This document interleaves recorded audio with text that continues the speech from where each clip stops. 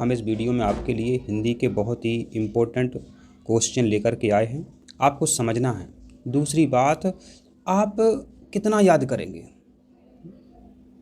विषय अथाह हैं, ज्ञान अथाह है, लेकिन आप समझेंगे तो आप सफलता पालेंगे।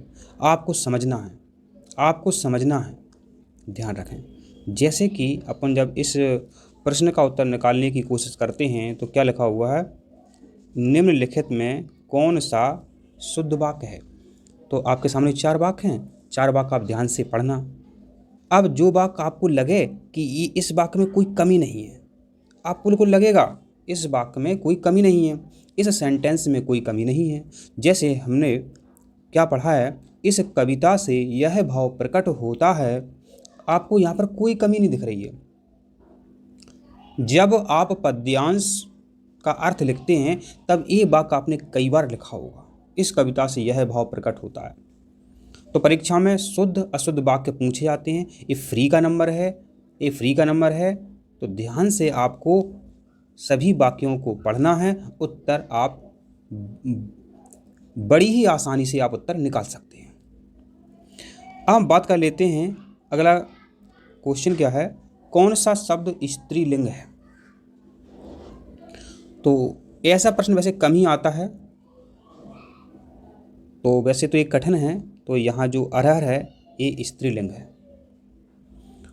तो अब क्या कर सकते हैं अपन, देखो यहाँ पर चना ना जो अक्षर है वो बड़ा है, बाजरा रा बड़ा अक्षर है, तो ये तो देखो पुल्लिंग है, ये तो क्लियर हो गया यहाँ पर। अब बात आती है कि अरहर सही है या उड़द सही है, तो आप अपने मन से लगा सकते हो। ठीक है, तो अरहर जो है स्त्रीलिंग शब्द है।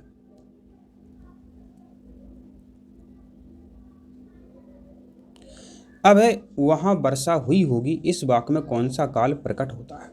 तो एक बात बताओ, आप बरसात के दिनों में कहीं जाना चाहते हो अपनी रिश्तेदारी में, अब रास्ता खराब है, आपके यहाँ पानी बरस गया है, अब आप कह रहे हैं कि वहाँ वर्षा हुई होगी। अब सोच रहे हो जाएं कि नहीं जाएं, वर्षा होगी तो पहुँच नहीं पाओगे। तो ये बात संदिग्ध है। कैसी है? संदिग्ध है कि वर्षा हुई होगी या नहीं होगी। तो ये संदिग्ध वाक्य है। ठीक है, तो ध्यान देना।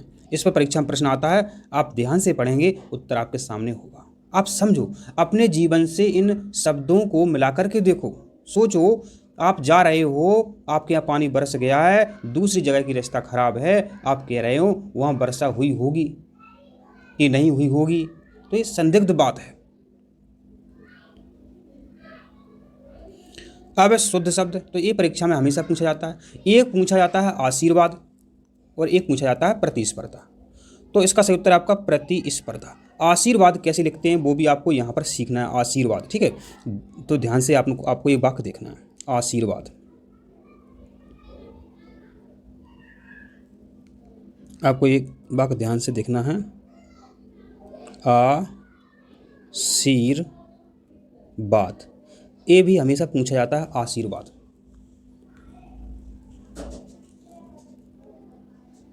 एक पूछा था उज्ज्वल, इस तरह से उज्ज्वल लिखा जाता है, उज्ज्वल। तो ये 2 परीक्षा में, ये 3 वाक्य, ये शब्द जो हैं 3 शब्द परीक्षा में पूछे जाते हैं, प्रतिस्पर्धा, आशीर्वाद और उज्ज्वल। तो ध्यान दें आप। अगला प्रश्न है, लक्ष्मण का पर्यायवाची कौन सा नहीं है। तो इसका सही उत्तर है बलभद्र। सौमित्र तो सही है। और लखन, आपने एक गाना सुना होगा, एक है राम एक है लखन। आपने गाना सुना है? राम लखन फिल्म भी है। और रामानुज, अनुज माना होता है छोटा भाई, रामानुज राम के छोटे भाई कौन है? लक्ष्मण है। तो इस तरह से आप जब अच्छे तरीके से शब्दों को समझेंगे तो उत्तर आप निकाल सकते हैं। अगला प्रश्न है, होनहार में प्रयुक्त शब्द है। होनहार, आपने लिखा होन धन हार। जो शब्दांश शब्द के बाद जोड़े जाते हैं उन्हें प्रत्यय कहते हैं। तो आपका जो हार शब्द है ये क्या हो गया? ये प्रत्यय हो गया। कायरता, कायरता में ता प्रत्यय है। लिखावट में आवट प्रत्यय है। तो इस तरह से आप प्रत्यय आपके पास जहाँ कहीं मिलें, किसी किताब में मिलें, प्रत्यय उपसर्ग 1 नंबर फ्री का है, प्रश्न आता है वहाँ से ध्यान देना। एक प्रश्न आता है आपका, ये वेरी इंपॉर्टेंट है, इससे हमेशा प्रश्न बनता है। तो प्रश्न क्या है आपके सामने, समन्वय का संधि विच्छेद है। तो बच्चों एक बात बताएं आपको, हमने बच्चों को कई बार पढ़ाया है। क्या पढ़ाया है? जैसे हम यहाँ पर लिखना चाहते हैं दोबारा से समन्वय, तो बच्चों जो वा शब्द है ए ऊ से मिलकर के बना होता है। ये ऊ से मिलकर के बना होता है, हमने कई बार बच्चों को समझाया, ऊ से मिलकर के बना होता है। ठीक है, अब यहाँ पर एक बात देखो, यहाँ पर एक बात समझो, इसका जो सही उत्तर है इसका है समधन अनुधन आय, समधन अनुधन आय। ठीक है, अब कैसे बना वो थोड़ा सा अपन इसको और समझो। इसका जो उत्तर है कैसे निकला वो देखो, कैसे निकला वो देखो। ऐसे इस सम तो लिख गया। अब जो अनु शब्द है बच्चों समझना, इससे मिलता जुलता परीक्षा में आ सकता है। जी हमने बोला था कि ऊ का वा बनता है, जी ऊ की मात्रा है ये बच्चों वा में बदल जाएगी। अब जब किसी व्यंजन से मात्रा हट जाती है तो अक्षर वो कैसा आधा रह जाता है, कैसा रह जाता है, आधा रह जाता है। ठीक है, और जो अय शब्द है वो यहाँ इसमें आ जाएगा, तो हो गया आपका समन्वय। जब आप पूरा वीडियो कभी देखेंगे, अच्छे से देखेंगे, तब वहाँ पर आपको ये बेहतर हम समझा सकेंगे। तो आप नए तो चैनल को सब्सक्राइब जरूर करो। तो मतलब ऊ का वा बन जाता है, ये आपको ध्यान रखना है, सम धन अनुधन आय। अब आप यहाँ समझाने हम बैठेंगे तो काफ़ी टाइम हो जाएगा, तो हम इतना ही समझा करके आपको अगले क्वेश्चन की ओर ले चलते हैं। यहाँ देखो, जिसके पास कुछ भी ना हो, यहाँ जो शब्द ना हो का मतलब होता है बच्चों आ माने होता है नहीं। तो अब आ का उत्तर आ गया आ किंचन, जिसके कुछ भी ना हो, किंचन मात्र भी किसी के पास कुछ ना हो, तो अकिंचन इसका उत्तर सही है। अब है कौन भाववाचक संज्ञा नहीं है, कौन भाववाचक संज्ञा नहीं है। भाववाचक माने जब सुख दुख लोभ मोह क्रोध ईर्ष्या आपके चेहरे पे दिखाई देवे। आप गए, आपका दोस्त दुखी है, दुखी दिख जाए, हंस रहा है, हंसता हुआ दिख जाए, गुस्सा हो रहा है, गुस्सा हुआ दिख जाए, तो जो शब्द आपके मुंह से निकले, क्यों गुस्सा हो रहे हो, क्यों हंस रहे हो, क्यों रो रहे हो, क्यों लड़ रहे हो, ये सब ऐसे आप शब्द बोलेंगे वो भाववाचक में आते हैं। जैसे कोई आप गए, गुस्सा हो रहा है, आपने बोल दिया क्यों क्रोधित हो रहे हो। लोभ, आप गए बाजार में, वो कुछ भी नहीं खा रहा है, पैसा रखे हैं, भूखा मर रहा है, क्यों लोभी हो। वीरता, आप गए, किसी को कोई व्यक्ति लड़ रहा है और आपने उसको बचा लिया, आप बहुत वीर हो।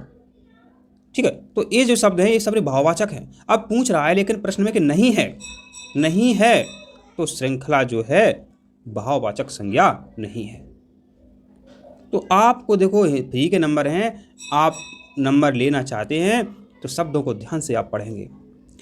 शोकाकुल, आपने चिट्ठियां देखी होगी, जो कोई ख़त्म हो जाता है, जो चिट्ठी नहीं होती है उसमें लिखा रहता है शोकाकुल परिवार। बोलो लिखा कि नहीं दिखा आपने?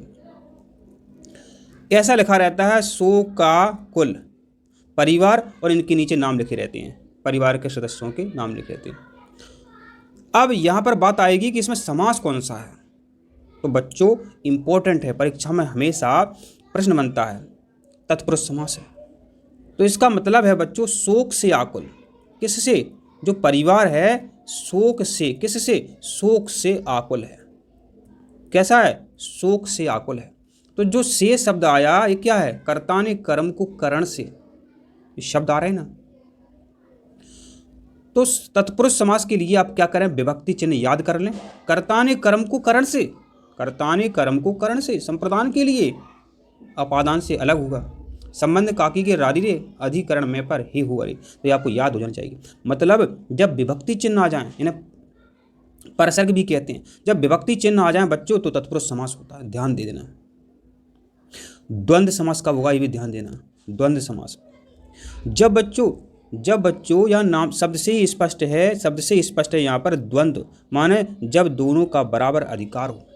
माता पिता भाई बहन, आपके लिए तो दोनों जने बराबर हैं, बोलो है कि नहीं? चाचा चाची, तो बच्चों इसमें क्या है, इसमें द्वंद्व समास है। द्वंद्व समास आप परीक्षा में बड़े ही आसानी से पहचान सकते हो, आपको बस शब्द पर ध्यान देना। अब द्विगु समास, यहाँ पर देखो द्विगु समास में लिखा हुआ द्वि, द्वि माने होता है बच्चों दो, त्रि माने तीन। इस तरह से आपको गिनती आती है, गिनती वाले शब्द मिल जाए आंख लगाकर द्विगु समास उत्तर सही कर देना। आपको शब्द मिल जाए संख्या वाले तो आंख बंद करके सही कर देना। पंचपात्र, चौराहा, दोपहर, दोपहरों का समूह, तो ये आपके द्विगु समास है। यहाँ पर बच्चों अब कर्मधारय की बात करते हैं। जब किसी की विशेषता बताएं, ऐसे आपने चैनल किसी का सब्सक्राइब किया, आपने किसी का चैनल सब्सक्राइब किया बच्चों। अब सब्सक्राइबर दो प्रकार के होते हैं, अच्छी और बुरी। अब सब्सक्राइब किया, अब वीडियो को लाइक नहीं करते हो तो बुरे सब्सक्राइबर हो, ये भी बच्चों कर्मधारय समास है। सब्सक्राइबर की विशेषता बता रहा है, बुरे सब्सक्राइबर तो कर्मधारय समास। अब जो लाइक करता है अच्छे सब्सक्राइबर, तो वो भी कर्मधारय समास है। माने अच्छा बुरा की जो विशेषता बताए, ऐसे शब्द कर्मधारय समास कहलाते हैं। मृग नयनी, तो नयन है, नयन तो सबके होती हैं आंखें। मृग नयनी, मृग के समान नयन। चरण कमल, माने बच्चों चरण तो सबके होते हैं एक जैसे, लेकिन कमल के समान है। मतलब जब विशेषता बताई जाए बच्चों अच्छी या बुरी, वो कर्मधारय समास होती है। ऐसा ही होता है बहुब्रीहि समास। जब कोई तीसरा अर्थ निकल आवे तो वहां पर आपका उत्तर होगा बहुब्रीहि समास। जब तीसरे पद की प्रधानता होती है तो वहां बहुब्रीहि समास होता है। परीक्षा में एक नंबर फ्री का है, आपको ये नंबर बिल्कुल भी नहीं छोड़ना है, ध्यान दें आप। अब नाच ना जाने आंगन टेढ़ा का अर्थ है, तो ये तो सही बात है। माने अपनी गलती ना मानना, अपनी गलती छिपाने के लिए दूसरों को दोष देना। नाच ना जाने आंगन टेढ़ा, आप बहुत नाचने वाले हो, घर गए नाचने के लिए, नाच नहीं पा रहे हो, बोल रहे हो कि इसका आंगन टेढ़ा है इसलिए नहीं नाच पा रहा है। अब नया से नाच नहीं पा रहा तो सही बात है, दोस्तों किसी को देना ही है आपको, ये तो आपकी आदत है। अगला प्रश्न है, यह किताब रमेश को दे दो। इस वाक्य में प्रयुक्त विभक्ति है, तो जो विभक्ति चिन्ह हमेशा प्रश्न आता है। यहाँ बच्चे क्या करेंगे, यहाँ ये वाला उत्तर सही करेंगे, करण वाला, करण से, जो कि गलत है। इसका उत्तर है बच्चों, इसका जो उत्तर है बच्चों संप्रदान है। यह किताब रमेश को दे दो। एक बात बताओ, आपके पास कोई किताब है, आपने अपने दोस्त रमेश को देने के लिए तीसरे व्यक्ति को दी। किसको देने के लिए? रमेश को देने के लिए किसी तीसरे व्यक्ति को दी, आप खुद नहीं दे रहे हो। यह किताब रमेश को दे दो, यह किताब आपने रमेश के लिए दी। और संप्रदान में क्या होता है? के लिए होता, के लिए, संप्रदान के लिए। तो विभक्ति चिन्ह याद कर लो आप, इसका उत्तर सही संप्रदान है। आकर्षण का विपरीतार्थक शब्द है, आकर्षण का विलोम शब्द है। आकर्षण का क्या है? विकर्षण। ये बहुत इंपॉर्टेंट है, आकर्षण का विकर्षण। आपके घर में कोई किताब है, आपके पास कोई किताब है, तो विलोम शब्द एक दो बार आप देख लो, विलोम शब्द एक दो बार देख लो, जल्दी से याद भी हो जाते हैं और आपका प्रश्न भी कंप्लीट हो जाता है, और एक नंबर आपका कोई नहीं रोक सकता है, ये फ्री का नंबर है। अब है योग रूढ़ वैसे शब्द हैं जो सामान्य अर्थ को छोड़ करके विशेष अर्थ देते हैं। इसको समझो बच्चों, क्या है देखो, इसको ऐसे समझो। योग रूढ़ माने जो रूढ़िवादी होता है, मन लकीर के फकीर, जो खराब व्यक्ति होते हैं, पुरानी परंपराओं पर चले आ रहे हैं, जो रूढ़िवादी होती हैं। जैसे आप उदाहरण दें, आप किसी रास्ते से जा रहे हो, आप रूढ़िवादी हो, आप किसी रास्ते से जा रहे हो और बीच में क्या है, बिल्ली ने रास्ता काट दिया, तो आप सामान्य रास्ता को छोड़ करके विशेष दूसरी रास्ता से चले जाओगे। आप रूढ़िवादी हो तो आपको डर लगेगा बिल्ली ने रास्ता काट दिया, और कई व्यक्ति नहीं मानते, सीधे चले जाते हैं। तो यही इसमें है कि जो योग रूढ़ शब्द हैं, जो रूढ़ शब्द हैं, जो योग रूढ़ शब्द हैं, सामान्य अर्थ को छोड़ विशेष अर्थ दे देते हैं। बोलो समझ में आया? तो प्रिय छात्रों, अब है किस शब्द का प्रयोग हमेशा बहुवचन में होता है? वेरी इंपॉर्टेंट है, एक नंबर फ्री का है। प्राण, एक होश, एक आंसू। प्राण, होश, आंसू और हस्ताक्षर, ये हमेशा बहुवचन में प्रयुक्त होते हैं।